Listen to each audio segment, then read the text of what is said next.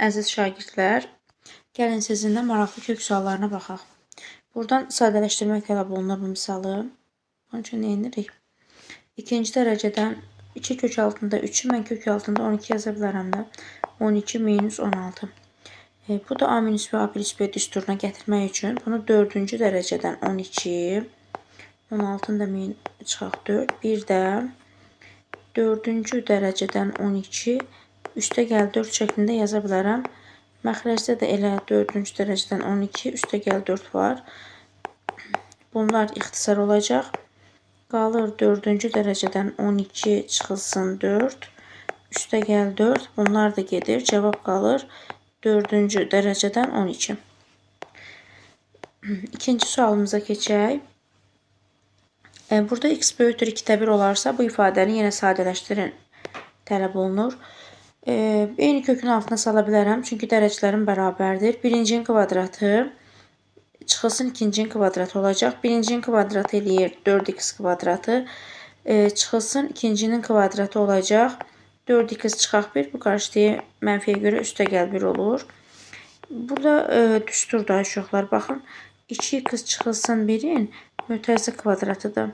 Biz bilirik ki, burada cüt dərəcə olduğu üçün ifadəni çölə modulda çıxartmalıyıq. İndi modulun işarəsini təyin eləməliyikmi? X də 2-də 1-dən böyük verib.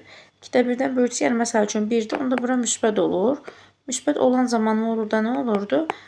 Olduğu kimi çıxırdı. Yəni cavab bu şəkildə qalır. Amma mənfi olsaydı yerini dəyişərdi.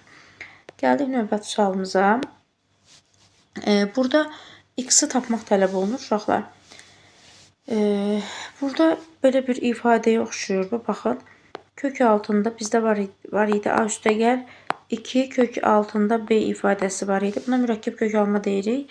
Elə 2 M-in ədədi var ki, onların cəmi A-ya, hasili isə B-yə bərabər olsun. Əgər bir ədədləri tapsaq, bunun cavabı olur kök altında M üstəgəl kök altında N. Yəni ortada minus varsa bura minus yazırsınız. Böyükdən kiçiyini çıxırsınız. Bu ifadəyə oxşuyur. Deməli, mən bunu 2 ədədin hasili və cəmi şəklində tapıb yazmalıyam. Əsasən hasilə baxın, hasildən tapmaq da asandır. Bu görürük ki, 2 vurulsun x plus 1-in hasilidir.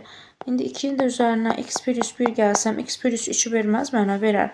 Deməli, bu kök altında 2-yi üstəgəl kök altında x üstəgəl 1-in deməli, kök altında 2 plus kök altında x plus 1 şəkildə çıxarda bilərəm. Gəlin sadələşdirək. Artıq qalanı kökün sadə həllidir. 3 kökdə 2-dən kökdə 2 çıxaracağım. Kök altında 2 qalır. 2 kök altında 2